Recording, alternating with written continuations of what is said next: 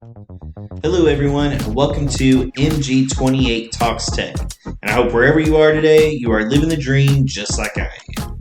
My name is Mac, and I will be your host for these talks. With over a decade of experience in the technology profession, I am hoping to bring what I know to all of you in an easy to understand way.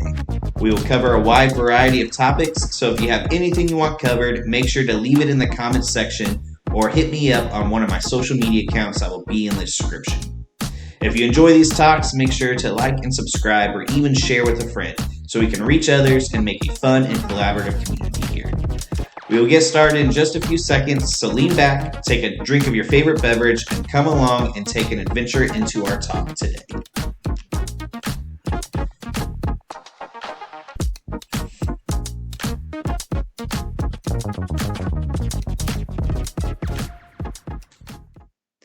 Hey everyone. So today I actually want to talk about a topic that was brought up by my mom. And her question after watching episode 1 was, even though you've brought up how to make a more memorable and strong password, what can people do that don't have good memories to have strong passwords and be able to remember them, even more than what you brought up? So I know for people like my mom who suffers from lupus, their memory isn't great. So even having maybe a phrase to remember or multiple phrases to remember might be a struggle for them. So today I actually want to talk about password managers and how password managers can help in this scenario, or even if you don't have issues with memory, if you just don't want to keep track of all the passwords that you create and ensure that they're still strong passwords, password managers might be a great way to do this. All right, so with password managers, what exactly is a password manager? So typically, password managers are applications or software that will store your password for you. So some of these, when you sign up for them, will actually tell you that they can generate strong passwords for you as well, which can be useful if maybe you don't want to think of a phrase or you can't think of a good, solid, long phrase to help create a password. And then some of these will also insert those passwords they create onto a website for you if it's set up correctly. And that can also help with not having to remember the passwords they create for you, right? So are they safe? These applications and software, as long as they're encrypting everything, then they should be safer than just like, say, using your browser to help save your passwords. Ensure that they are using multi-factor or two-factor authentication.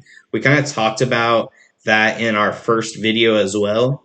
So if they do have it, and make sure that that two-factor or multi-factor authentication is set up and enforced.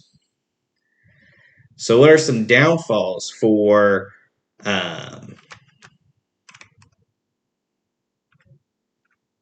what are some downfalls of password managers? So some of the downfalls are if they happen to get breached, then attackers gain access to all of your passwords, which then leads to them being able to access your accounts.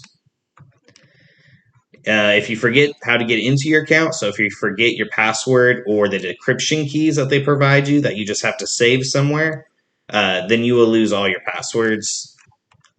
And then also some of the password managers out there do cost money. So some people may not want to pay for a password manager. So what are some good password managers out there? So I've listed a few here. 1Password actually works with a website I'm going to show you called Have I Been Pwned? And that website will show if like your email or your phone number has been impacted by a breach. So there's LastPass, NordPass, and Bitwarden. Some of these do cost money. I believe 1Password does, and I think Bitwarden does not, if I remember correctly. But all of these are pretty good password managers and safe to use when you're trying to kind of look through all of the password managers that are out there, because there are quite a few out there now. So let me actually show you the website I was talking about that will show you if your information has been hacked or breached, all right? So we're going to go to Have I Been Pwned, and here is what that website looks like. And then in here, you're just going to insert like your email, right? So if I put in this email, technology@outlook.com. All right, so it has not been breached. All right, so, or it was not included in any breaches.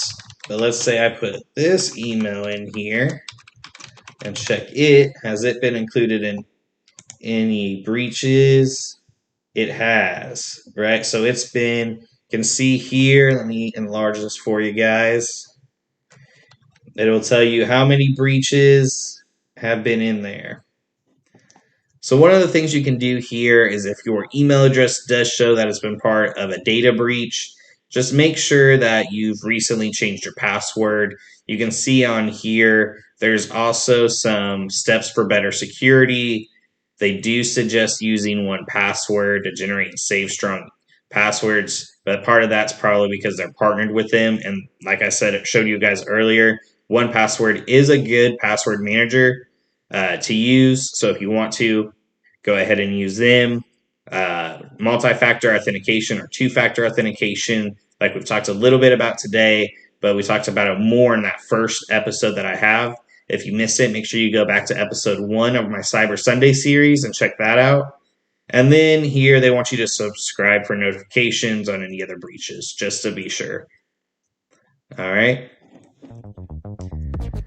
So thank you guys for watching and listening today. If you found this video helpful and or enjoyed this video, make sure to like and subscribe down below to this channel. I'm going to try to post weekly videos on different topics, as you guys have seen from the last couple of videos.